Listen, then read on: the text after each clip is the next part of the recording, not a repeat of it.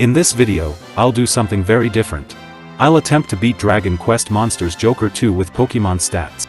The rules are simple. I can pick any F-rank monster as the body, for traits and resistances, and I can pick any 3 skill sets, except those that boost stats. These cannot be changed throughout the run. I will start off at max level, so all level-based skills will do their maximum damage, but I obviously won't gain any more stats through level up. I can pick any Pokémon and use its legal level 100 stats, including natures and EVs. HP, attack, defense, etc. are themselves, and special defense will become MP. For stats, Ultra Necrozma was the first Pokémon that came to mind. But I don't think it's a permanent form, and 167 of its base stats are wasted on Wisdom, which is useless in Joker 2 due to horrible scaling and the fact that Rigor Mortex reflects all spells. Things like Slacking, Regigigas, and Black Curum are much more viable as they have excellent attack, backed by good HP and defense. But they are still very fragile compared to even an F-rank DQ monster, since I can only max out 2 stats, one of which might have to be HP, or I'll get one-shot by Frizz Cracker. But wait, you can legally max out all 6 stats using stat experience in Gen 2 games, and that means a Gen 1 or 2 Pokémon has on average 126 more base stats.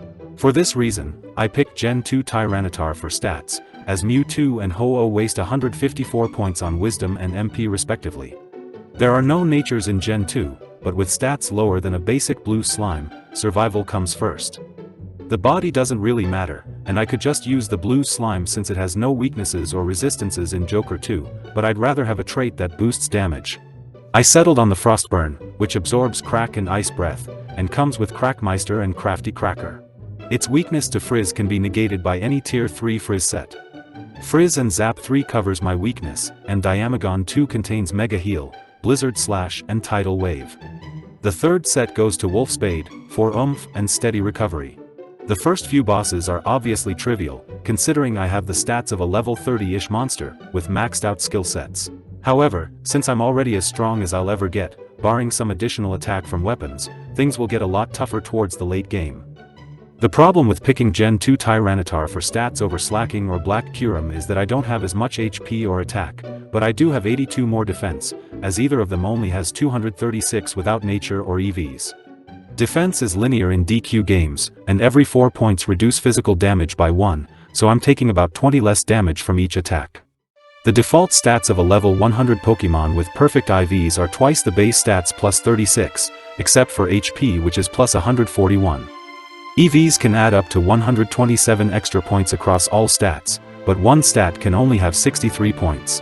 Natures are calculated last, which add or subtract 10% of the total value of the affected stats, meaning that maxed EVs grant 69 points to a raised stat, but only 56 points to a hindered stat. In Gens 1 and 2, DVs range from 0 to 15, and stat experience can boost all 6 stats by 63. The stats of a perfect Pokémon at level 100 would be twice the base stats plus 98, or plus 203 for HP. So yes, Gen 1 and 2 Pokémon were much stronger than their later Gen counterparts. In fact, a Gen 2 Mew or Celebi had higher total stats than a current Arceus without EVs. 318 defense is dreadful by DQM standards, but it's more than good enough for the early game. The enemies in the dungeons and arena couldn't damage me with physical attacks, and the enemies' versions of spells and abilities are weaker than the players'. The run has been a breeze right up until the Calamari. The only boss that could do more than 1 damage to me was Jammerous, since he had Frizzle and Flame Breath. But I have the resistances from Frizz and Zap 3 to cover the former, and I'm not weak to the latter in the first place. Even the Rank A arena battle was no challenge at all, and it kind of amazes me just how weak these enemies are. I mean, in a normal playthrough, you should already have a full team with similar or better stats than mine by the time you fight Rank A, provided you've been doing any breeding at all. Well, the Black Dragon was able to do 4 damage to me with its normal attack, but that means its attack stat is only about 170, which is just pathetic. Beating Rank A gives me the most important item for this run, the Miracle Mallet. It heals the holder for 50% of the physical damage done, up to 100 HP. This is also why I picked the Frostburn as the body, as not all monsters can equip hammers. The Overkilling Machine boss has lightning that does around 75 damage. It does both Sizz and Zap damage, so my Zap resistance doesn't help against it. But other than that, it couldn't really hurt me because its attack stat is still too low. I guess the game expects you to still be using wild-caught monsters at this point, which is just stupid. The Sagittar couldn't damage me with physical attacks either, but he has Helm Splitter that lowers your defense for a few turns, as well as Thin Air which does around 70 damage. He also has Donk that takes away a quarter of your current HP, but it can never KO anything. My low HP is already starting to become a problem in this fight, as one critical hit after Donk or Thin Air could have taken me out when I was below half. Critical hits in this game don't just do 1.5 or 2 times damage like in Pokémon, but instead they ignore your defense stat entirely and do damage roughly equal to the attacker's attack stat. The Don Mole in the arena has pretty high attack, but I could still easily out-heal his damage thanks to the Miracle Mallet and Steady Recovery, which combined can heal up to 140 HP per turn. The potential problem was the Kanzer, because he moves twice per turn and has a skill called Mist Me, which works like Protect in Pokémon and blocks any damage or effect once. Since I don't have a multi-move trait, this means he could wall me until he runs out of MP. But I say potential because enemies in this game don't really have an AI, and they just use random moves. Otherwise, this could be the end of the run, depending on how much MP he has. I wish I had more things to say about Malevolinx, but he was really easy. He couldn't consistently do more than 140 damage per turn, which meant I never had to spend a turn healing myself. His War Cry could be annoying, but he couldn't do enough damage to make it dangerous. His Disruptive Wave meant buffs and debuffs wouldn't stay, but Oomph only lasts 1 or 2 turns in this game anyway.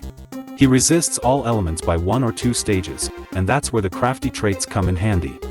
My Crafty Cracker trait allows me to do crack-based damage as if the targets had no resistances, but it doesn't break immunities or bypass effects like counter and bounce. Anyway, all I had to do was whittle him down with Blizzard Slash, and hope that he doesn't land a critical hit, which was the only thing that could take me out. The tournament fight though, was deceptively hard. Or more accurately, luck-dependent. The Mumbo Jumbo can move twice and has Kaboom that does around 100 damage, and the Atlas crits about half of the time for around 260. They don't have much HP, but if I can't take them out quickly, I'll probably die to a crit. The worst part is you can't give direct orders here, so there's no strategy to speak of, and the AI in this game is bloody atrocious. You just need to get lucky, that's all. The real challenge is Leonix. He always moves twice per turn, with Kazap that does around 180 damage, Wind Shear that does around 170, and Miracle Slash that hits about 120 and heals himself for half of the damage. He has 6130 HP, and I can only do about 260 damage with Blizzard Slash, so it will take 24 turns of attacking to beat him. But more realistically, it will take at least 35 to 40 turns, because I have to constantly heal myself. Even though I have 25% zap resistance from my skills, which brings his Kazap damage down to about 130, there's still no way I can survive by only attacking and using my passive regen. Fortunately, Mega Heal only costs 6 MP in this version, instead of an exorbitant 90 as in Terry's Wonderland 3D, and Blizzard Slash only costs 3, so I have more than enough MP. But surprisingly, what I don't have enough of is speed, which has never been a concern until now, considering it is the dump stat in DQM games. Unlike in Pokémon where even a single point higher than the enemy guarantees that you go first within each priority bracket, in DQM and many other RPGs, a higher speed only makes you more likely to go first, and this is a huge difference. I'm sure there is a threshold that guarantees you go first, but I haven't passed it, so there's still a chance that Leonix will go before me each turn. I can survive no problem and consistently hit him back, but if he ever gets to go first, I'm dead because I don't have enough max HP to survive 4 hits in a row. Assuming I have a 95% chance of going first each turn, and I need 40 turns to take him out, the probability that I always go first is only less than 13%, and that's disregarding the possibility that he lands a critical hit. So, with all considered, my chances of winning this battle are not great, likely well below 5%. I've tried it about 10 times, and the furthest I managed to get was 18 turns, which wasn't even close. I'm not going to waste any more time in hopes of getting lucky, because even if I do beat him, there's still Rigor Mortex who can almost one-shot me with Frizz Cracker. His normal attack and Cremate will do about 200 damage, and he has Unnatural Order that works like Trick Room and makes him go first. I do absorb Freezing Breath, but one Frizz Cracker plus anything else, I'm dead. So, unfortunately, it doesn't seem to be possible to beat Joker 2 with Pokémon stats, at least not using a permanent form, without RNG manipulation. The problem is that Pokémon just don't have enough HP or defense, and it's exacerbated in Gen 3 and beyond, where you can only max out 2 stats at most. I could pick a Pokémon with higher base speed, but don't forget, base 61 in Gen 2 is equivalent to base 92 in later gens, which is faster than most legendary Pokémon with 90, and I obviously can't afford to put EVs into speed. I might reattempt this using temporary Pokémon forms like Mega Evolutions, but most Megas are just glass cannons, as they don't gain any extra HP. I'm sure that the Eternatus Mothership, or whatever that UFO thing is, can do it with its 1000+ base stats, but as far as I know, it's only seen as a final boss, not a playable Pokémon. Is it even a Pokémon at all? Sorry, I don't know, I don't have a Switch and haven't been following the series since Gen 6. Anyway, this is it for now. It was probably a stupid idea to begin with, due to how different the games are and how differently damage is calculated. But if anything, it shows an inherent design flaw of Pokémon games, especially post-Gen 2. Fast attackers are too overpowered because nothing has any HP.